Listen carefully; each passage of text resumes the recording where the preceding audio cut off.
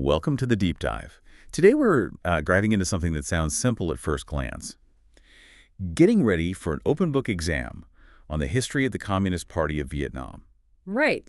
Now you might hear open book and think, oh, easy win. But actually, this format, it throws up some unique challenges.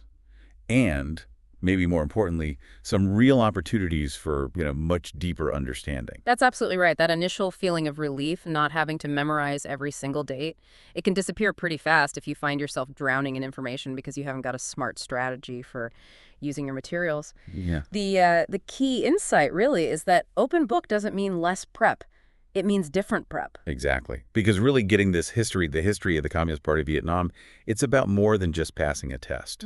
It's about grasping the whole sweep of the nation's revolutionary story, building that sense of national pride, unity, and maybe sharpening your political awareness too, which is pretty important these days. So our mission for this deep dive is to give you the tools, the know-how, to really use that advantage, having your resources right there to get the best possible results. Moving past just, flicking through pages. And to help us explore this, we're kind of drawing on two perspectives, like you might get in a good seminar. First, we've got the insights from someone like T.S. Binh Minh, a lecturer, lots of experience in political history, party history, including the subject, of course. Right, the expert view. And then for that really crucial student angle, we're channeling someone like Thu Minh, someone who didn't just ace the subject, but came up with some, frankly, really smart, innovative ways to study specifically for these open book exams. So yeah, get ready to unlock how to master this exam format. Okay, let's start unpacking this then. That first reaction to open book exam relief, almost everyone feels it. Yeah, you see it all the time. But okay, besides not having to memorize tons of stuff, what are the real upsides? And maybe more importantly, what are the specific challenges, the hurdles, when you're studying the history of the Communist Party of Vietnam this way? That is the perfect place to kick off. From, let's say, the lecturer's perspective, what are the main benefits you see? And the drawbacks? Well, the advantages, they are pretty significant. Like we said, less pressure on rote learning. That frees you up, allows students to focus on actually understanding the principles, the big picture narrative, instead of getting bogged down in endless dates and names. Right, focus shifts. And second, having the materials right there, it's invaluable for checking facts, supporting your points with, accurate citations if that's needed. That makes a little sense. But what about the flip side? What are the main sort of difficulties students run into? Okay. Here's where it gets tricky. A huge one is overconfidence. That can lead to really superficial preparation. The I've got the book, I'm fine trap. Exactly that trap. It's dangerous. Another big challenge. Wasting precious exam time just searching, flipping pages, looking lost. If your notes aren't organized, you can burn minutes just trying to find the right bit. Time pressure. Always a factor in exams. Always. And then there's the risk of just copying, passive copying. Instead of thinking it through, analyzing, some might just lift big chunks from the text. That doesn't show real understanding. No. Plus, these open book exams, they often demand more, higher level skills, analysis, synthesis, evaluation. The questions aren't usually simple recall. They're designed to make you connect ideas, apply what you know thoughtfully. Right. And finally, time management. It becomes absolutely critical. You have to juggle reading the question, finding the info, thinking about it, writing it down coherently, all within the time limit. Those are really key points. It definitely requires a different kind of readiness. Now, thinking from that successful student perspective, like Thu Minh, what were the most common, maybe, traps you saw other students falling into? And what were your strategies, your ways around them? Well, I think channeling that student view, the biggest pitfall is just relying too much on having the materials, like the professor figure mentioned. At first, maybe I also thought, oh, great, books allowed, less studying. But you quickly realize if you don't actually understand it, and crucially, if you don't know where to find things quickly, having a whole library won't help much. So just having the book isn't the magic solution then. What did you or what would someone like Thu Minh do to avoid that? Okay, so the approach was basically a few key things. First, really thorough reading and understanding before the exam, not just skimming, trying to actually grasp the main arguments, how things connect across different sections. Getting the narrative. Yeah. Second, organizing the materials really systematically, using sticky notes, maybe underlining key points, even making a personal detailed index for tricky sections, places where information was dense or hard to remember the location of. Like a custom map? Kind of. And third, practicing information retrieval, like setting myself mock questions and timing how fast I could find the relevant answers in my notes. That practice under pressure, actually searching, that sounds crucial, something maybe easily skip. It really is building that familiarity, that speed. Absolutely. Yeah. Okay, so let's dig a bit deeper into effective study methods now. Representing the lecturer's view again, you highlighted the challenges. Could you elaborate on the specific study methods you'd recommend to really make the most of this open book format for this particular subject? Yes, absolutely. Building on what our student voice shared, the study approach really needs to pivot away from pure memorization towards deep understanding and getting the structure of the material. You need to understand the essence, the meaning of events, policies, how they were implemented, their characteristics, the changes they brought, the big trends. And crucially, as was just said, know the location of key info. Yeah. Which chapter, which section. Fast access is vital. So building that mental map of the contents landscape. Precisely. Second, develop a detailed study outline. And here's the really important bit. Include page references right there in your outline. It becomes your personal knowledge map, linking key points directly to where they are in the texts. Yep. Third, you have to practice with analytical, comparative, evaluative questions. Open book exams love these. The goal is using your materials as evidence, as data, to back up your arguments, your analysis, not just copying bits out. So the book becomes the foundation for your own thinking. Exactly. Fourth, material preparation needs to be smart, strategic. Use the official permitted texts, mark key ideas, keywords maybe double underline for main ideas, single for support. Use sticky notes effectively for sections, quick notes, linking related parts, but, follow the rules about writing in books if there are any. Good point. And if it's allowed, maybe creating a quick reference table, key timelines, events with page numbers. That can be a lifesaver. Little tricks to make navigation easier without messing up the book. Indeed.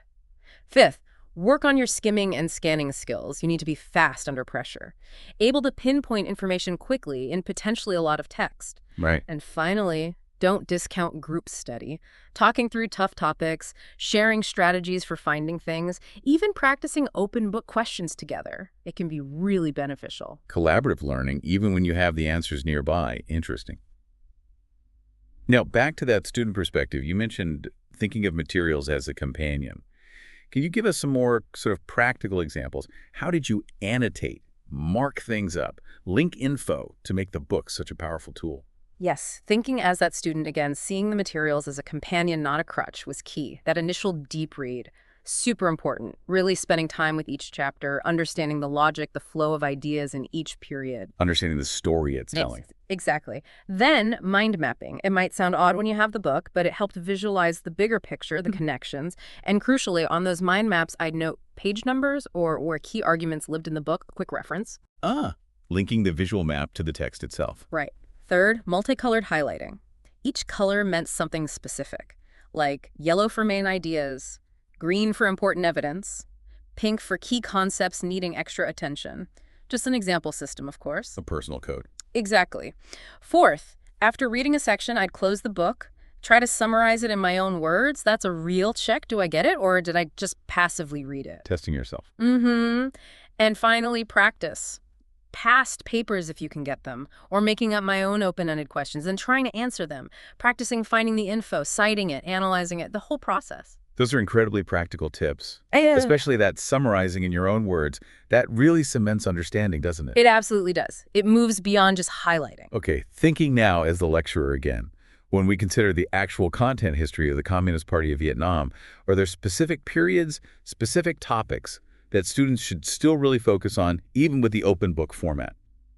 Does the focus shift compared to a closed book exam? That's a good question. In terms of core content, the main areas remain vital. You definitely need to focus on the party's origins, its activities through different historical periods, the big milestones. Key moments. Yes. Critical decisions, seizing power, setting up and defending the government, the two major resistance wars, and of course, the IMO renovation period. Understanding the party's role, its position in each era, absolutely essential. So focusing on those major turning points and their significance makes sense. Precisely. But the emphasis does shift a bit in an open book setting. Firstly, there's often more demand for understanding the deeper essence, the significance, not just what happened, but why. What influenced decisions, the rationale. You can often find that detailed in primary documents or resolutions in your materials. Digging deeper with the resources available. Exactly. Secondly, connecting things. Linking events across different periods becomes more important. With the resources there, you can compare information, draw more nuanced insights, make connections you might miss otherwise. And thirdly, be ready for questions that might involve debate or need a multifaceted analysis. They might ask you to use the materials to offer evaluations, your own commentary on historical issues. So it really enables a more sophisticated, connected kind of understanding. Okay, let's shift gears then into the exam room itself. Having the knowledge, the well-prepped materials, that's one thing, but using them effectively under pressure, that's a whole other skill. From that student perspective again, what specific tactics worked best when actually taking an open book exam on this subject? Right. Okay. In the exam room itself, as that student, a few things were really key. First, strict time management. Absolutely crucial. Estimate time per question, have a watch right there. If I got stuck searching too long for one question, make a note, move on, come back later. Don't get bogged down. No. Second, read the questions carefully. Identify keywords, requirements. Underline what's actually being asked. Pinpoint what to look for, what needs answering. Deconstruct the prompt. Third, quick outline before writing.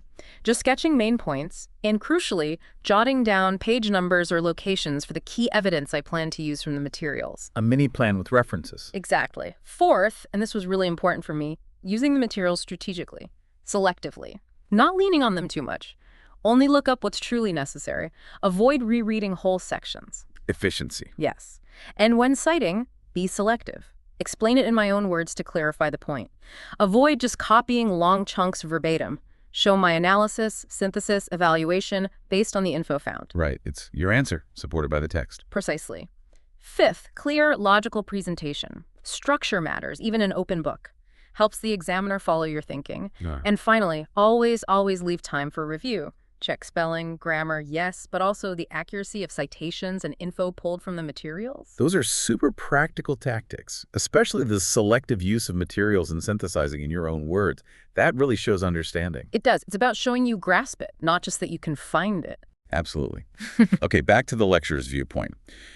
As an examiner, what are some of the most common mistakes you see students making in these open book history exams? And what's your key advice for avoiding them? Yes. Beyond the usual issues like going off topic or messy writing, there are specific errors common to open book. The biggest one, the photocopy answer. Just copying it straight out. Exactly. It reads like they just transcribed pages, no analysis, no commentary, no connection of ideas. It shows nothing. To avoid that, and this is critical after you find some info, ask yourself, why is this important? What's the significance? What are the lessons? How does this connect to other things? The so what question. Always the so what. And then crucially rephrase it in your own words. Show your understanding, your insights. Got it. What else? Another very common one. Wasting way too much time just searching. Usually comes from poor preparation or weak search skills. The fix. Prepare thoroughly beforehand. Practice finding things at home, like our student perspective suggested. Preparation pays off during the exam. Immensely. Third, citations. Even if rules are a bit looser than for essays, ignoring sources or citing inaccurately looks bad. Know the rules, be clear where your info comes from. Okay. And finally, a surprising number, just don't fully answer the question asked. They find some info easily, focus on that, but miss other parts of the prompt, the key. Stick to that outline you made based on the question. Answer all parts for a complete high-scoring answer. Really solid advice there on avoiding those common traps.